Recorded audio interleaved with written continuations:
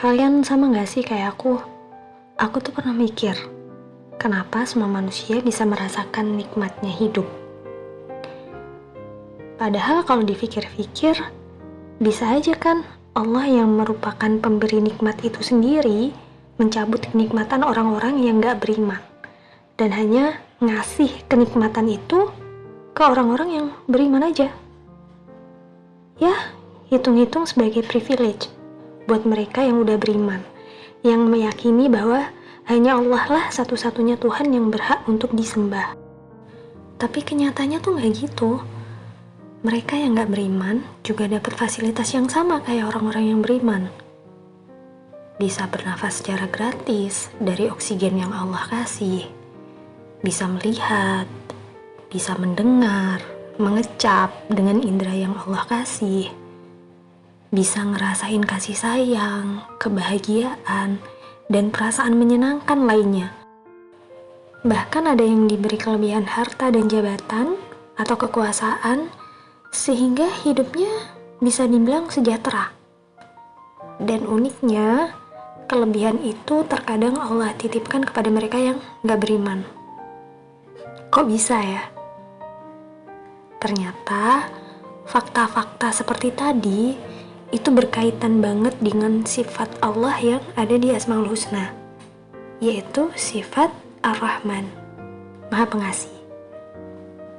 Ar-Rahman itu rahmatnya Allah, kasih sayang yang Allah berikan kepada seluruh makhluk yang ada di muka bumi ini, seluruh alam semesta ini, tanpa memandang apakah dia itu makhluk yang berakal ataupun tidak, apakah dia itu manusia yang beriman ataupun tidak, dan apakah dia itu dari golongan manusia ataupun golongan jin. Jadi rahmatnya Allah tuh melingkupi semua itu. Itulah kenapa fakta yang kita lihat adalah semua orang bisa menikmati rahmatnya Allah, baik itu orang baik ataupun orang zalim. Itu sama-sama diberi kenikmatan. Contoh misal, ada orang yang beriman diberi jabatan atau kekuasaan. Orang kafir gimana? Orang kafir juga ada yang diberi jabatan atau kekuasaan.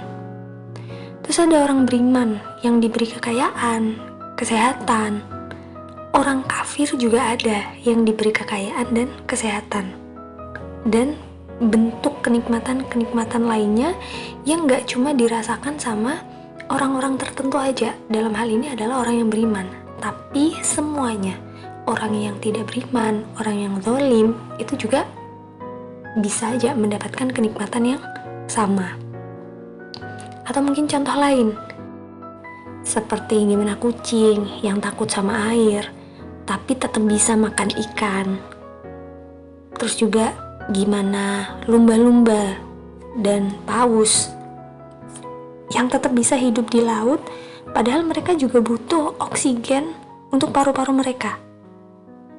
Atau mungkin kayak gimana singa bisa berlari kencang, punya kuku dan taring yang tajam supaya bisa menangkap dan memakan mangsanya. Yaitu semua bukti bagaimana rahmatnya Allah meliputi seluruh makhluk. Bagaimana rahmatnya Allah itu bekerja. Masya Allah nggak? Tapi yang perlu digarisbawahi adalah bahwa rahmatnya Allah itu cuma bisa kita rasakan di dunia aja. Ketika nanti meninggal, maka terputuslah semua kenikmatan yang Allah berikan, semua fasilitas yang udah Allah kasih di dunia. Nah, tinggal pertanggung jawabannya. Jadi misal kita dikasih jabatan, dikasih kekuasaan. Nantinya jabatan itu atau kekuasaan itu akan kita pertanggungjawabkan di hadapannya Allah. Untuk apa jabatan yang kita dapat? Untuk kebaikan-kah? Atau untuk keburukan-kah? Atau mungkin contoh yang lebih sederhana, kita selama hidup itu difasilitasi mata untuk bisa melihat. Nah, nanti di akhirat dipertanggungjawabkan juga. Mata kita yang dikasih Allah itu digunakan untuk melihat apa?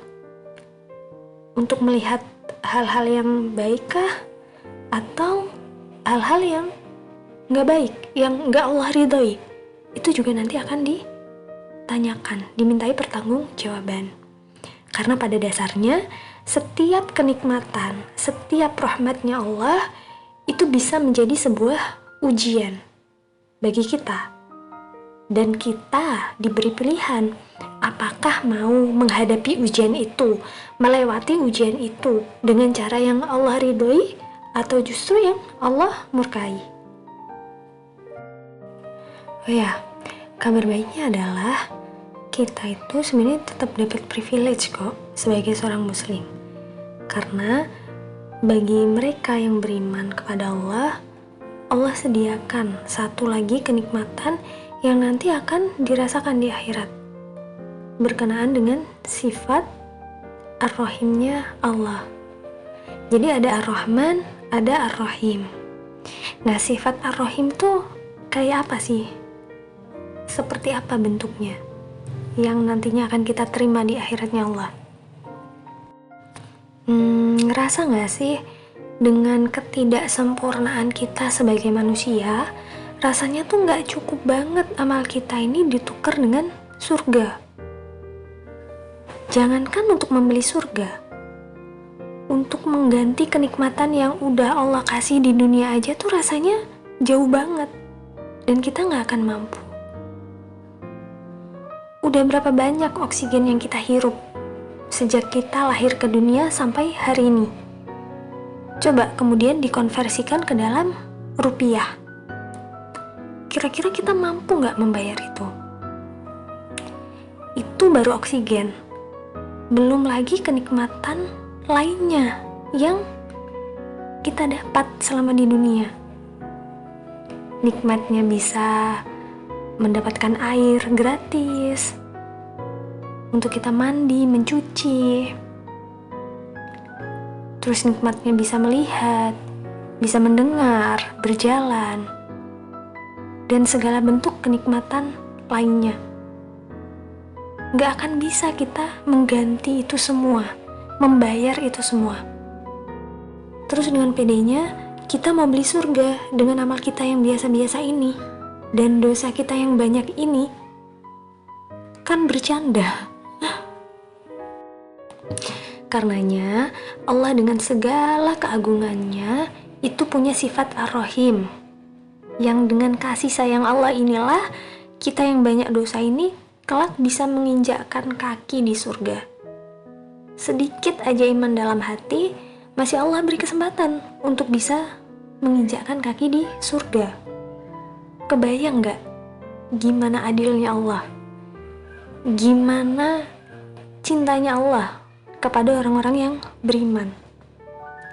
Mereka yang beriman mungkin gak dapat privilege di dunia, tapi privilege itu Allah simpan untuk kemudian diberikan di akhiratnya Allah.